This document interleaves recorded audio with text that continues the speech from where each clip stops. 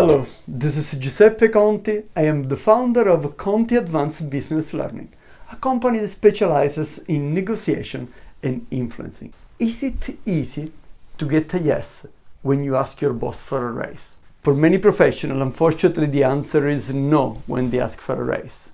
So the topic of this video, which is the third of a series of videos on the topic about getting a raise, this video addresses the challenge about dealing with negative response.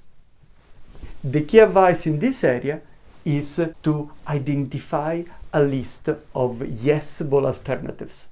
So even if you get a negative reply in your request for a raise, you should have a long list of alternatives that you can present to your boss that will still enable you to get some value. For instance, if he cannot give you salary, maybe he can increase your bonus. Or maybe he or she can give you tangible benefits like a company car or stock option.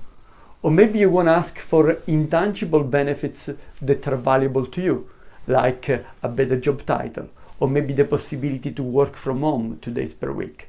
Sometimes maybe none of this works.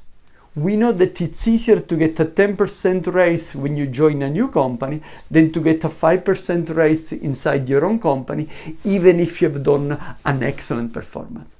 Well, in such a situation, maybe moving on is the only option in order to get the compensation that you deserve. For more insight on negotiation and influencing, check our website www.cabl.ch